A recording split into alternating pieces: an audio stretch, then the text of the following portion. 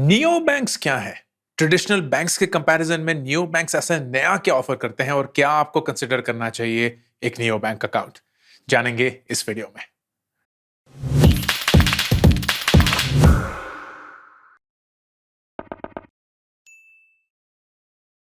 दोस्तों, हाल ही में neo banks का बहुत बड़ा क्रेज हिंदुस्तान में शुरू हुआ है।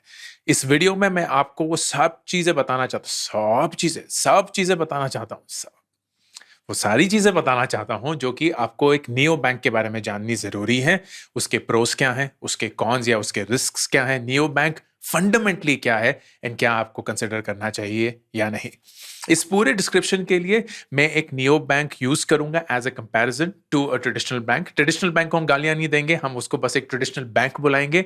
लेकिन नियो बैंक के लिए मैं जुपिटर मनी यूज करना चाहता हूं, क्योंकि number one, it started by a dear friend of mine Jitendra Gupta, जो कि इससे पहले सिट्रस पेमेंट्स के फाउंडर और सीईओ थे। अब उन्होंने सिट्रस पेमेंट्स बेचकर नियो बैंक शुरू किया है by the name of Jupiter.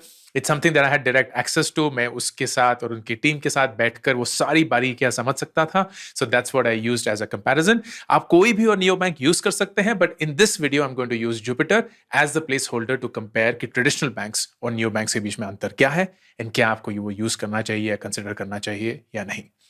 सबसे पहला, नियो बैंक है क्या? आरबीआई अभी ट्रेडिशनल बैंक्स को रिकॉग्नाइज करती है। जो सारे बैंक्स आप सोच सकते हैं, एसबीआई, आईसीआईसीआई, एचडीएफसी, कोई भी और, वो सब ट्रेडिशनल बैंक्स हैं। ट्रेडिशनल बैंक्स के रूल्स एंड रेगुलेशंस होते हैं, बहुत स्ट्रिक्ट होते हैं कि कितना उनको मिनिमम कैश मेंटेन करना है, ब्रांचेस कितनी होनी चाहिए, एटीएम कितने होने चाहिए, so on and so forth. But RBI is also a very progressive organisation. तो उनको ये जाहिर दिख रहा है, उनको ये क्लियरली दिख रहा है कि digitalization and technology is taking over, and if anything UPI has made that stronger. एक वक्त था जब हम सिर्फ चेक से या सिर्फ बैंक ट्रांसफर से ही पैसे ट्रांसफर करते थे। अब यूपीआई की वजह से करोड़ों, लाखों करोड़ों रुपए डिजिटली ट्रांसफर हो रहे हैं just through a UPI address and a mobile phone number. Now RBI saying कि अगर ये सब मनी ट्रांसफर में हो रहा है तो क्लियरली बैंकिंग में भी एक रेवोल्यूशन आएगा ही आएगा। And that's why they began this concept of a neo bank. Neo bank का कॉन्सेप्ट ये है कि एक digital only bank doesn't have a physical premise, doesn't have a physical branch. क्या वो एक यूजर को, बिकॉज इस कॉस्ट आर लोअर, की कोई फिजिकल ब्रांच नहीं मेंटेन करनी है, उसमें लोग नहीं डालने हैं, वो इंफ्रास्ट्रक्चर नहीं खड़ा करना है, can it provide far better experience and convenience to a user because it is digital only, कि कोई भी physical presence नहीं है।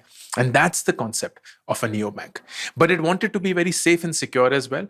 तो उन्होंने 100% डिजिटल बैंक लाइसेंसेस नहीं दिए हैं। What they've said is कि कोई भी नियो बैंक अगर लॉन्च होता है, it has to launch in partnership with an existing traditional bank. Jupiter, for example, is tied up with Federal Bank, which is one of India's largest banks. And that's why RBI and all of your security and safety is ensured, क्योंकि आपको पता है कि Jupiter has the backing of a traditional bank which is still governed by RBI principles and guidelines. तो अगर खुदा ना खास्ता कुछ भी हो जाए, there is security in that sense. But what is the benefit of having a neo bank? अगर आपके पास एक ट्रेडिशनल बैंक ऑलरेडी है तो एक न्यू बैंक आपको क्यों कंसिडर करना चाहिए? सबसे पहला, क्रिएटिंग एन अकाउंट। ऐसा हो सकता है कि आपके पास एक बैंक अकाउंट ऑलरेडी है, शायद वो आपके नाम पे हो, शायद वो आपके मम्मी पापा के जॉइंट नाम में हो, व्हाटएवर द केस में बी। अगर आपने बैंक अकाउंट कभी भी खुद खुलवाया है, जो कि मैंने काफी बार खुलवाया है, मैं आपको दावे से कह सकता हूं कि आपको एक्सपीरियंस पसंद नहीं आया होगा। Opening a bank account even in today's digital world is such a painful process. लंबा चौड़ा होता है, उसमें हजार तरीके के डॉक्यूमेंट मांगे जाते हैं, हजार तरीके के कंप्लायंसेस होते हैं, हजार तरीकों के बैंक अकाउंट्स होते हैं, वो मिनिमम बैलेंस, वो ये, वो फला, वो ढमका। It is a painful process. बहुत लोगों को वो सिक्योरिटी लगती है कि वो एक फिजिकल ब्रांच में जाकर पेपर पेन पे अपना नाम लिख के वो कैपिटल बॉक्सेस में कैपिटल से लिखो, और वो बॉक्सेस में कैपिटल से लिखो, वो सब फिर दो, फिर वो स्टैंप डालेंगे, फिर आपको एक पर्ची काट के देंगे, फिर अगले साल कुछ होगा या अगले महीने कुछ होगा। But if you are the new age consumer, then you would not want that process. आप एक डिजिटल कंज्यूमर बन चुके हैं और आपको एक कंप्लीटली सेमलेस टेक्नोलॉजिकल प्रोसेस चाहिए, एक दकियानूसी फिजिकल प्रोसेस नहीं। So the biggest difference is in opening a bank account itself. Opening a bank account on a neobank is seamless. It is such a joyful process. अगर आपने अभी तक नहीं किया है, by the way, इस वीडियो में मैं एक इनवाइट लिंक शेयर कर रहा हूं, which is to open up Jupiter. Jupiter is right now an invite only neo bank. इसका मतलब अगर आप चाहकर जुपिटर पे अकाउंट खोलना चाहते हैं तो आप नहीं खोल सकते, वो सिर्फ इन्विटेशन ओनली है. लेकिन because of my relationship with Jitendra and the team, this link is going to give you a direct access to Jupiter, so you will bypass the invitation या the wait list.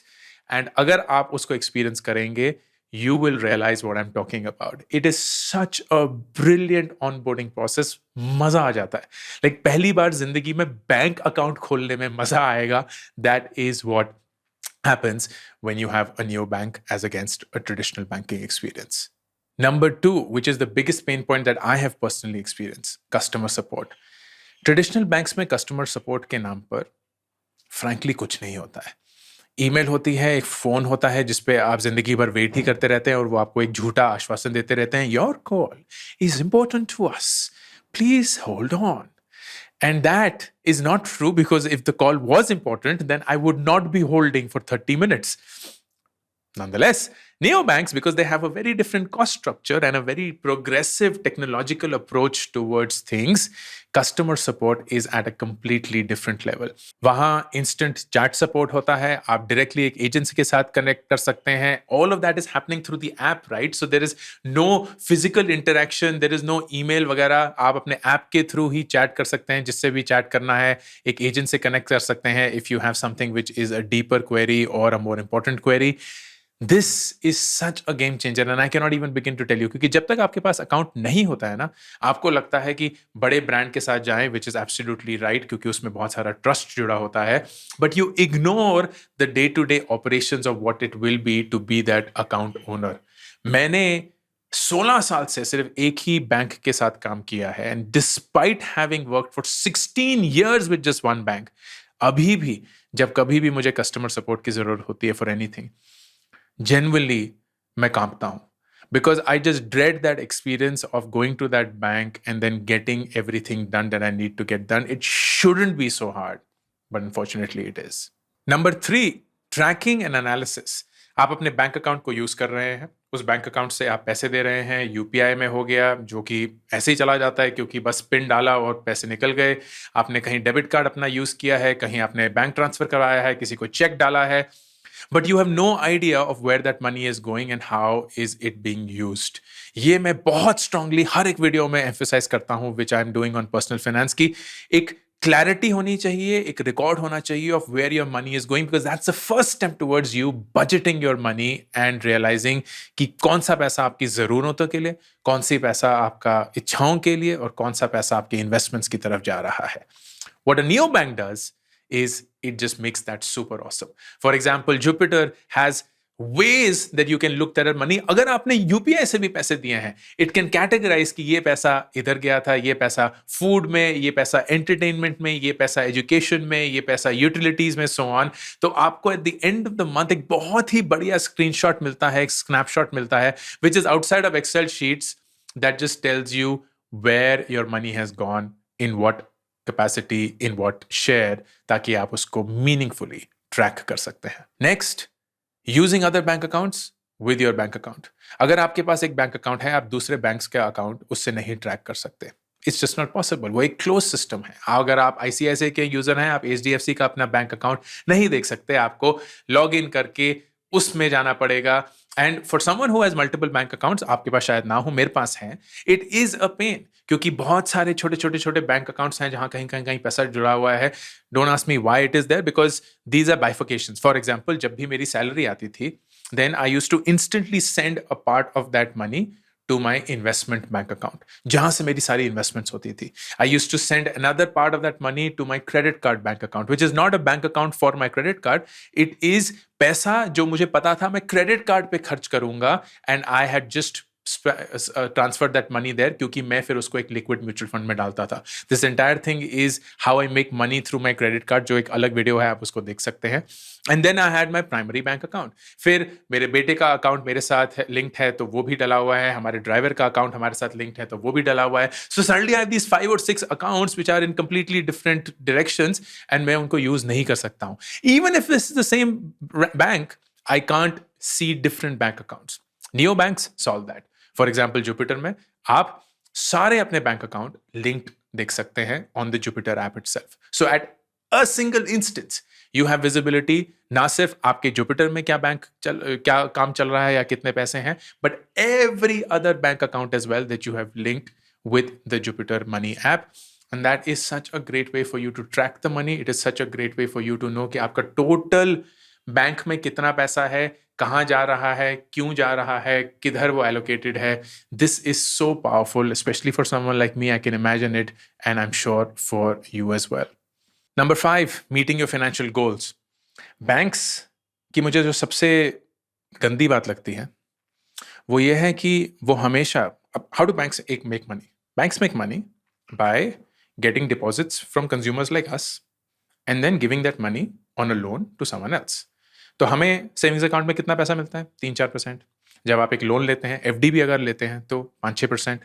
Home loan लेते हैं तो उससे ज़्यादा, education loan लेते हैं उससे ज़्यादा, कार लोन लेते हैं उससे ज़्यादा, so on and so forth, right? So एक स्प्रेड है, मतलब एक अंतर है from the money that we are getting for keeping our money and they are earning from giving that money on a loan.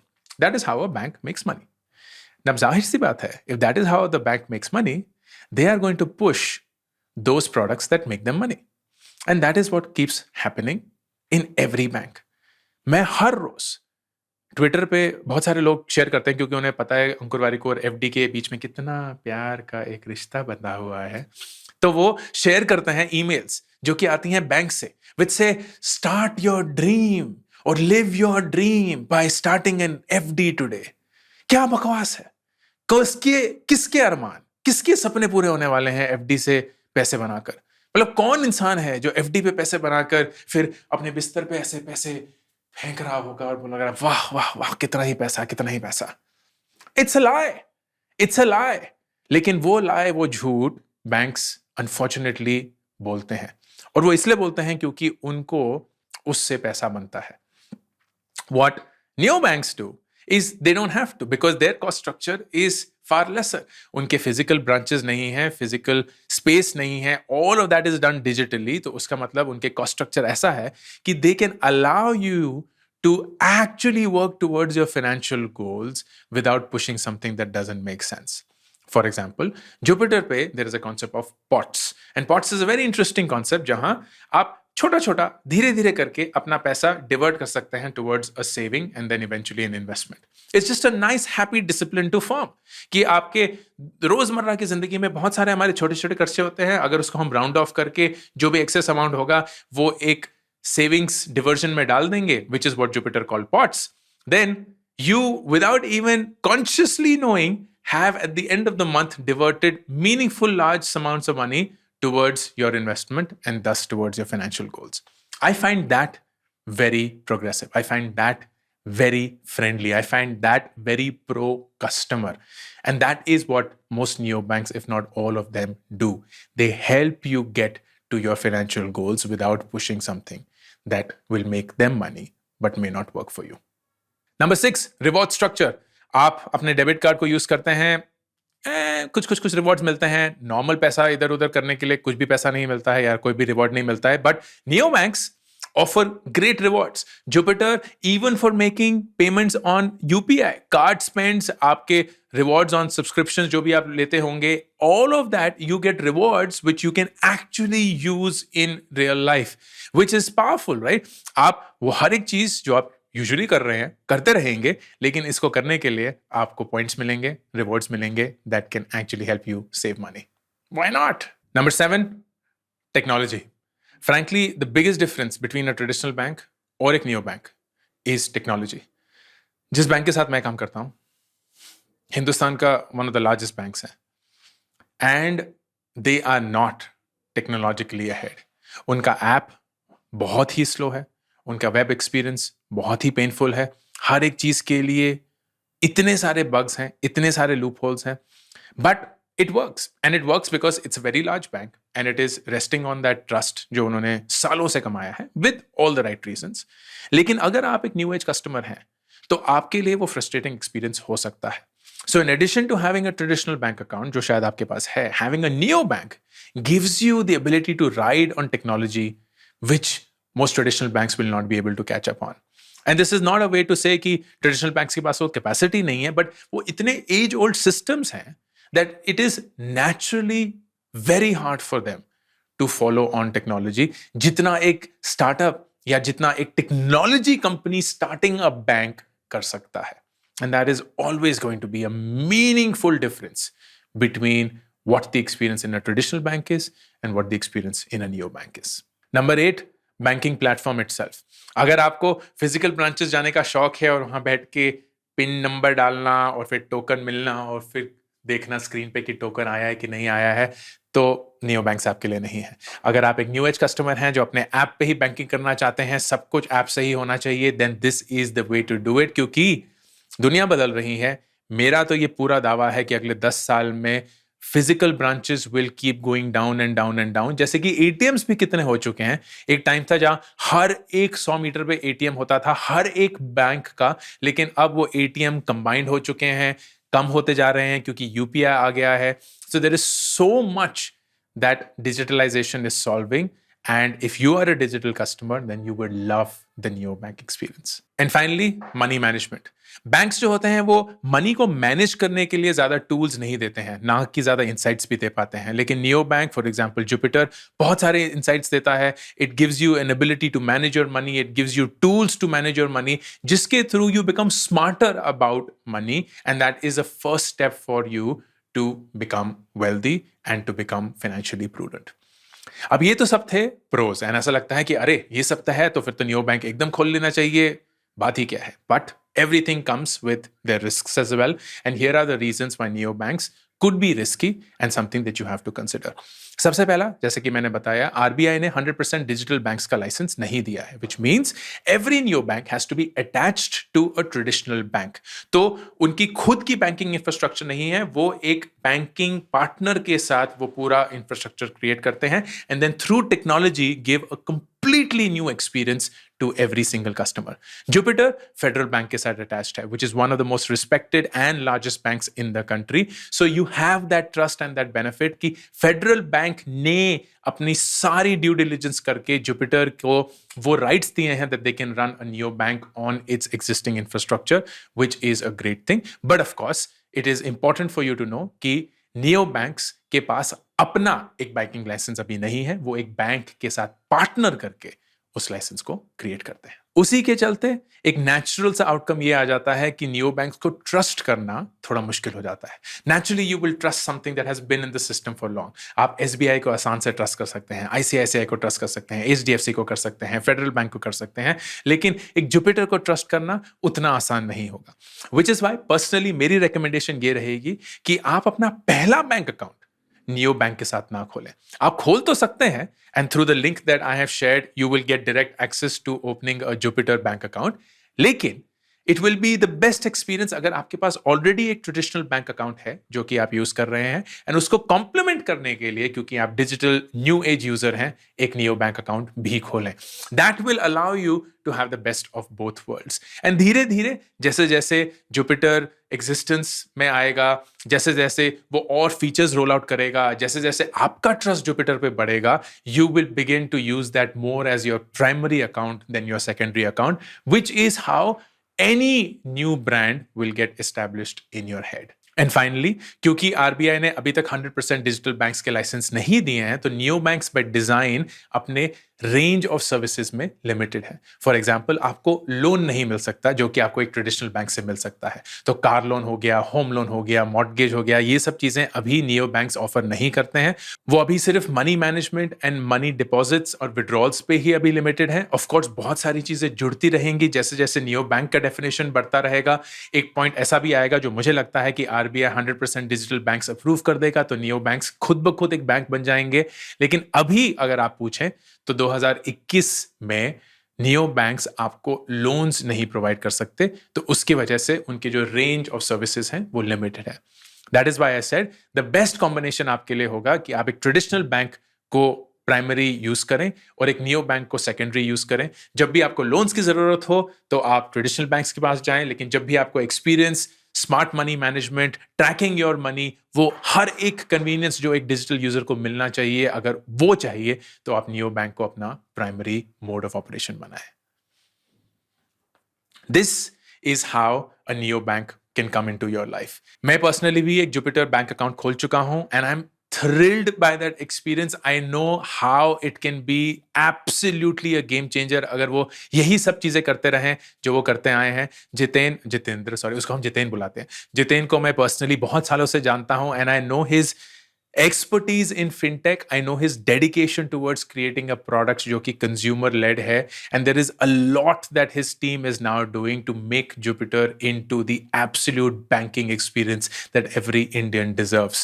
So my recommendation, आप please इस link को try करके वेट लिस्ट को बाईपास करके एक Jupiter bank account खोलने की कोशिश करें. एक्सपीरियंस से ही आपको पता चल जाएगा how amazing this is going to be. अपने ट्रेडिशनल बैंक अकाउंट को रखे रहें.